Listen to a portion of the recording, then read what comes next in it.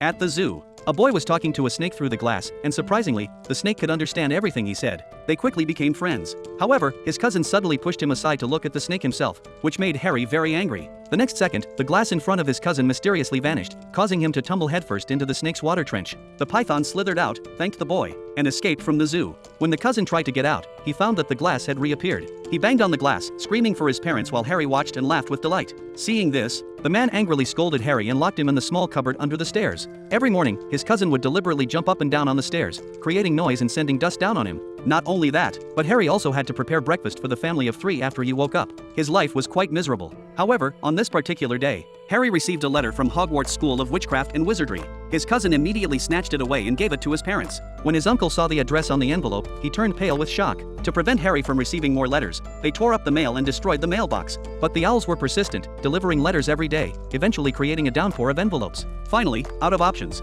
the uncle took the whole family to hide on a remote island. But on Harry's birthday, there was a loud bang at the door, and Hagrid, the giant, burst in. As the gamekeeper and keeper of keys at Hogwarts, he had come personally when Harry hadn't responded to his admission notice. Besides bringing Harry a birthday gift, he also delivered the admission letter in person, telling Harry that he was a wizard. His parents had also been great wizards. When the aunt and uncle tried to interfere, Hagrid gave the cousin a pig's tail, terrifying them all. Harry found it fascinating and finally decided to leave with Hagrid. There were many things to prepare for school. Hagrid took him through a pub where people were in awe of Harry Potter. Hearing his name, everyone treated him like a famous wizard, greeting him and trying to get close to him, which left Harry confused. Hagrid brought him to Diagon Alley to select school supplies. They first entered Gringotts, the Goblin Bank, to withdraw some of the vast wealth Harry's parents had left him. Looking at the mountains of gold coins, young Harry instantly became wealthy. Next came choosing a wand, but ordinary wands didn't seem to suit him. The shopkeeper thought for a moment and brought out a very special one. As soon as Harry gripped it, light burst forth and the wand chose him. The shopkeeper was amazed and explained that the lightning scar on Harry's forehead was caused by this wand's twin, which belonged to Voldemort.